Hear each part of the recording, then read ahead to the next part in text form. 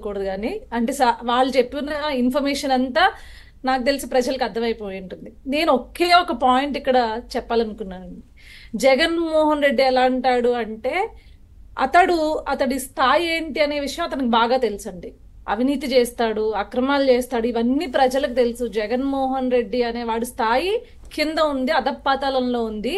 కాబట్టి ఇక్కడ ఈ రాష్ట్రంలో ఎంతో గౌరవంతో బ్రతికినాళ్ళు, లేకపోతే పెద్ద స్థాయిలో ఉన్న వాళ్ళందరినీ కూడా నా స్థాయిలోకి తీసుకొచ్చేస్తే సమానం అయిపోతుంది, నేను కూడా వాళ్ళతో కలిపి ఉంటాను అని చెప్పేసి ఒక దిక్కుమాలిన ఆలోచనతోటి అప్పుడు మనం చూసుకున్నట్లయితే రామోజీరావు గారిని కానీ బాబు గారిని కానీ అంత దారుణంగా టార్గెట్ చేయడానికి రీజన్ ఏంటి అంటే వీళ్ళందరినీ కూడా నా స్థాయికి తీసుకొచ్చేస్తే వాళ్ళతో పాటు నాకు కూడా ఒక గౌరవం ఉంటుంది అని చెప్పేసి ఎక్స్పెక్ట్ చేశాడు. అదే ఆయన అరెస్ట్ అయ్యి జైల్లో ఉన్నారు, వీళ్ళని కూడా చేయాలి.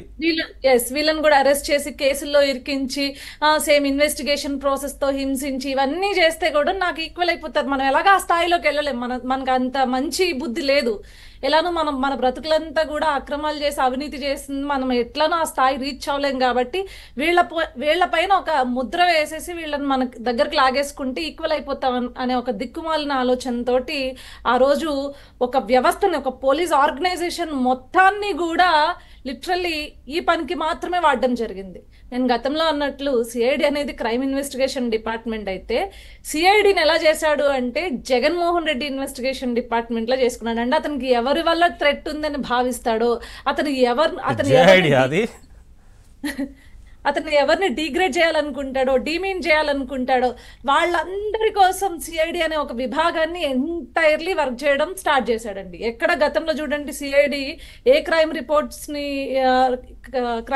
చేసింది, ఎవరిని ఇన్వెస్టిగేట్ చేసింది, క్రైమ్ చేసిన వాళ్ళని, గంజాయి కానీ లేకపోతే డ్రగ్స్ కానీ ఇలాంటి వేటిల్లో అయినా సిఐడి ఛేదించింది అనే ఒక వార్త అయినా విన్నామా అండి మనం గతంలో? వినలా.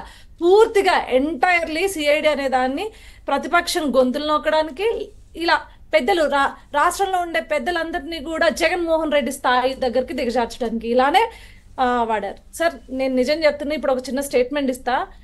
నేను literally I'm not feeling any guilt to give this statement. ఇద్దరు బఫూన్ సార్ ఇందాక అన్నట్లు సంజయ్ ఏదైతే డిఐజీ చీఫ్ ఉన్నారో సంజయ్, అదే విధంగా అడ్వకేట్ జనరల్ ఎవరైతే ఉన్నారో ఆయన పొన్నవోలు గారు, these two buffoons literally sir national మీడియాకి వెళ్ళి నేషనల్ మీడియా ముందు కూర్చుని ఎవరి అండర్లో మళ్ళీ వాళ్ళు ఏం మాట్లాడాలని స్క్రిప్ట్ ఎవరు ఇచ్చారో అప్పటి ఏదైతే డిజిటల్ కార్పొరేషన్ చైర్మన్ వాసుదేవరెడ్డి కానీ లేకపోతే జగన్మోహన్ రెడ్డికి అనుచరులు సజ్జల భార్గవ్ రెడ్డి వీళ్ళందరి ఆధ్వర్యంలో ఏం మాట్లాడాలి అనేది యాజ్ ఏ ఆఫీసర్స్ లిటరలీ వీళ్ళని ఎందుకు బఫూన్స్ అంటున్నానంటే వారి యొక్క విధి నిర్వహణలో మేము నిజాయితీగా నీతితో భయం లేకుండా పక్షపాతం లేకుండా రాగద్వేషాలు లేకుండా పనిచేస్తాము అని చెప్పేసి ప్రమాణం చేసిన వీళ్ళు ఒక బఫూన్ లాగా అప్పటి ముఖ్యమంత్రి ఎట్లా ఆడిస్తే అట్లా ఆడి ఆఖరికి నేషనల్ మీడియాకి వెళ్ళి అక్కడ జోకర్లు అయ్యి అక్కడ ఈవెన్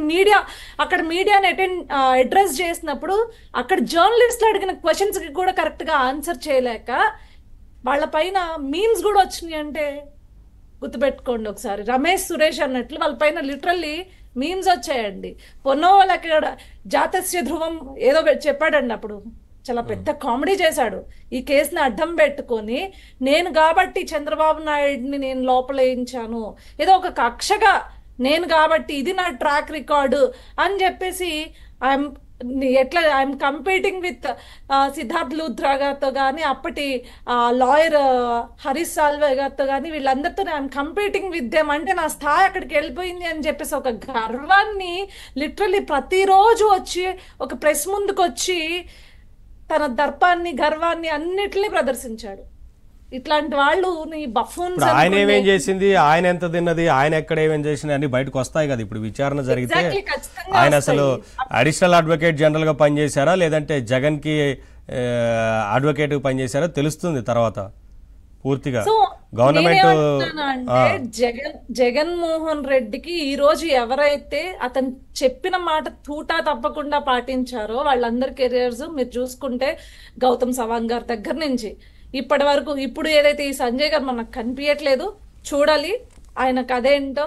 సో వీళ్ళందరూ చట్టం ముందు నుంచుంటారండి. సార్ అన్నట్లు ఇందాక కేసు పూర్వాపరాల్లోకి వెళ్తే ఎక్కడా కూడా క్లియర్ గా డిజైన్ టెక్ ఎండి కానీ మనకి సిమెన్స్ కానీ ఒక క్లియర్ స్టేట్మెంట్ ఇచ్చింది. మేము ఏవైతే తీసుకొచ్చామో, ఏవైతే మేము మెటీరియలైజ్ అయ్యిందో అదంతా కూడా ఏవైతే స్కిల్ డెవలప్మెంట్ సంబంధించిన క్లాసెస్ లో కానీ అక్కడ ఆ ప్రోగ్రామ్స్ జరిగిన ప్లేసెస్ లో కానీ అట్లే ఉన్నాయి. మీరు వెళ్ళి అసలు అది ఎంత ఒకటండి, ఫస్ట్ 1100 కోట్లు అన్నారు సాక్షి టీవీ. ఈ రోజు కూడా చూడొచ్చు మీరు సాక్షిలో అబద్ధపు సాక్షి అనేది ఎంత దారుణాతి దారుణమైన పత్రికో. అసలు రాష్ట్రంలో ఇలాంటి ఒక పత్రికని నిజంగా దాన్ని బూతు పత్రిక అనొచ్చండి. రాష్ట్రంలో నిజంగా ఈరోజు చంద్రబాబు నాయుడు గారు ఇప్పుడు అదే రాసిన ఆ తప్పుడు కథనాలు గతంలో నారాసుర రక్త చరిత్ర అని రాశారు. అటువంటి వార్తలు అది పక్కాగా తప్పు అని తెలిసినప్పుడు చర్యలు తీసుకోవాలి. ఇప్పుడు కేసులు నమోదు చేస్తున్నారు కదా, అది కూడా ఆ పత్రికకు సంబంధించి వారి మీద కూడా కేసు నమోదు చేయాలి కదా. ఈ రోజు నేను పేపర్ గురించి మాట్లాడుతున్నా. ఈ రోజు మీరు ఒకసారి ఆ పేపర్, దిక్కుమాలిన పేపర్ కనుక చూస్తే, చంద్రబాబు నాయుడు గారు తమ్ముడు చనిపోయి అసలు ఎంతో బాధలో ఉంటే దీంట్లో కూడా రాజకీయం చేస్తున్నారు సార్ వాళ్ళు. మీరు చూసారా లేదు? రామ్మూర్తి నాయుడు గారికి కూడా చంద్రబాబు నాయుడు గారు బాధితుడే అన్నట్లుగా వచ్చే అర్థంతో ఏదో ఆయన వెళ్ళి వీళ్ళకి ఇంటర్వ్యూ ఇచ్చాడా అండి? ఆయన లాస్ట్ లో ఆయన చనిపోతున్న ముందు కానీ, లేకపోతే ఆయన ఇంటర్వ్యూ ఉందా, లేకపోతే ఆయన బయటకు వచ్చి చెప్పారా?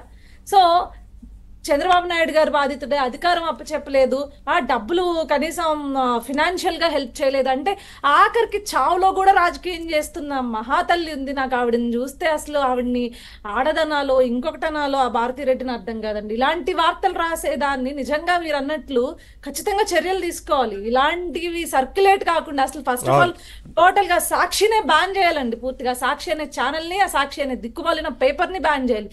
పూర్తిగా అసత్యాలు, పూర్తిగా హేట్రేట్ స్ప్రెడ్ చేస్తూ, అంటే ఒక వర్గానికి లేకపోతే ఒక గ్రూప్ ఆఫ్ పీపుల్ ఆర్గనైజేషన్ కి ఎవరైతే అదే కదా ఇప్పుడు మీరు ఇన్ని చర్యలు తీసుకుంటున్నామని చెప్తున్నా వారిలో మార్పు కనపడటం లేదు. ఇంకా అసత్యాలనే ప్రచారం